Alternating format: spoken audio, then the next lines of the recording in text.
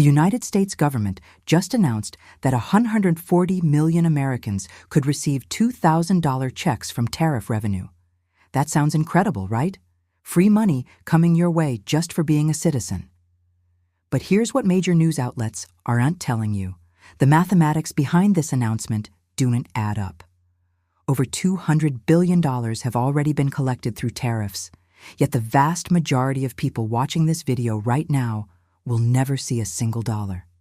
I'm going to walk you through the actual numbers, show you where this money really went, and explain exactly why your bank account will likely remain empty. Let's break down the financial truth that Washington doesn't want you to understand. So let's start with what was actually promised.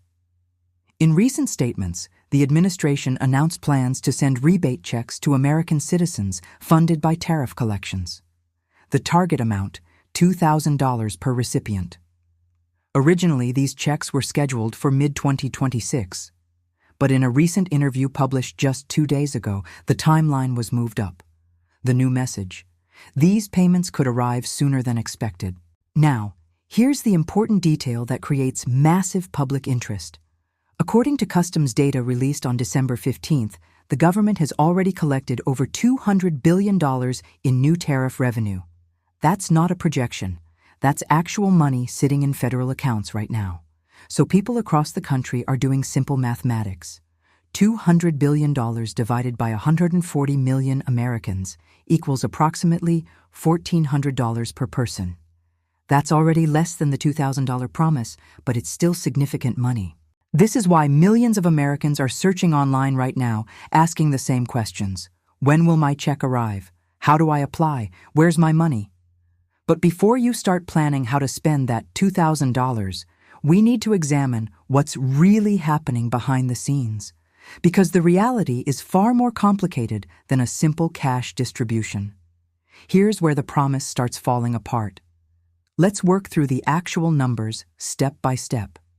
$200 billion has been collected. If we divide that by 140 million people, each person should receive approximately $1,428. Not $2,000. Already we're $600 short. But wait, it gets more complicated. That $200 billion didn't just sit in a vault waiting to be redistributed. The federal government operates on a continuous budget. Money comes in, money goes out, every single day. The United States currently pays over $850 billion per year just in interest on the national debt. That's not paying down the debt itself. That's just the interest payment, like the minimum payment on a credit card.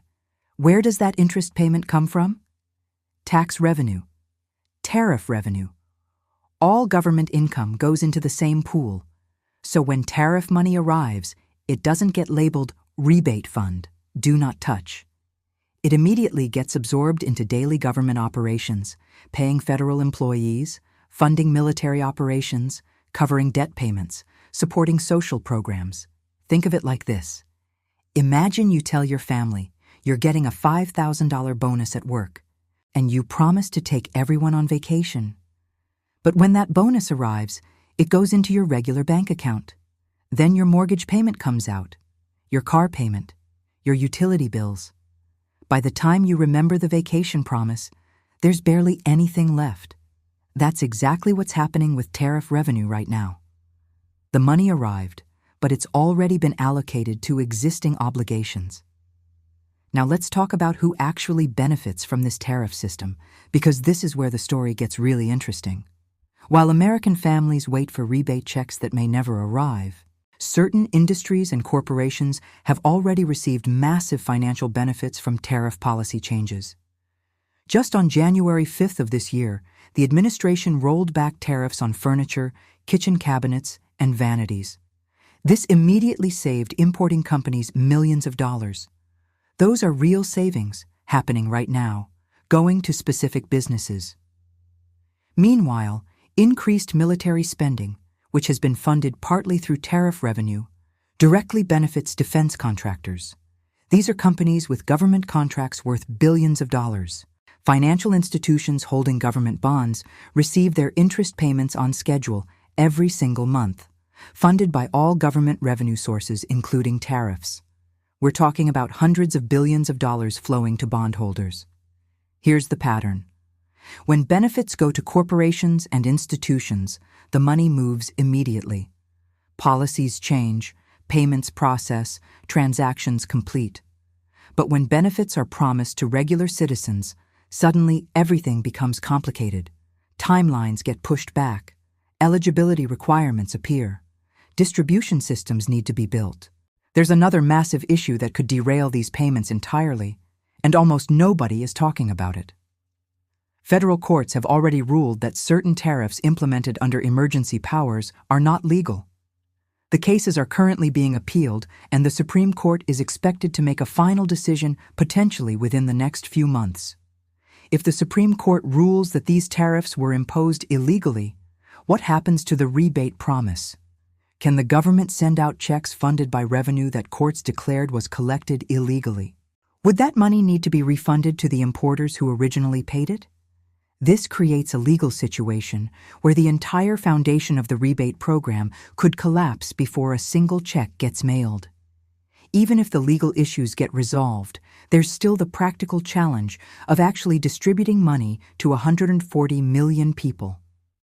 The last time the government attempted something similar was during the pandemic stimulus payments. That system took months to build, encountered numerous problems, and still left millions of people waiting extended periods for their money. Building a new distribution system for tariff rebates would require congressional approval for funding, development of verification systems to prevent errors, coordination between multiple government agencies, and months of testing before the first payment could go out. Every month of delay means more of that original $200 billion gets absorbed into regular government spending, leaving less available for rebates. So what does all of this mean for you practically? First, do not factor a $2,000 rebate check into your current financial planning. Don't delay paying bills assuming money is coming. Don't make purchases on credit expecting to pay them off with a government check. Treat this announcement the same way you would treat someone saying they might give you money someday, maybe, if certain conditions are met. Second, understand that you're already paying for these tariffs in a different way. When tariffs get placed on imported goods, companies don't just absorb those costs. They pass them on to consumers through higher prices. Economic analysis shows that the average American household is paying somewhere between $1,000 and $1,500 more per year due to tariff-related price increases on everyday products. So here's the real mathematics. The government collects extra money through tariffs, which increases your cost of living by roughly $1,200 per year. Then they promise to send you $2,000 back, which may never actually arrive. Even if it does arrive, you're still behind financially. Third, if you do eventually receive a payment, recognize it for what it is, your own money, being returned to you after the government took it through higher prices, processed it through the federal budget system, and then gave some portion of it back months or years later. Looking ahead, there are several scenarios that could play out over the next 6 to 12 months. Scenario 1. The Supreme Court rules the tariffs were legal. Congress approves a distribution system, and some form of payment eventually reaches citizens, though likely less than $2,000 and much later than initially suggested. Scenario 2. Legal challenges invalidate the tariffs, making any rebate program impossible, and the whole discussion disappears from the news cycle. Scenario 3. The rebate promise gets quietly modified or abandoned as public attention moves to other issues, with most people eventually forgetting it was ever announced. Based on historical patterns of government payment programs and the legal complexities involved, Scenario 3 appears most probable. The broader lesson here applies far beyond this specific situation. Whenever you hear announcements about government benefits, especially ones that sound too good to be true, take time to examine the details. Look at where the money actually comes from. Check whether it's already been spent on other things. Understand the legal and logistical challenges involved in distribution, and most importantly, recognize the difference between a promise and a reality. Financial truth isn't always what gets announced in press conferences.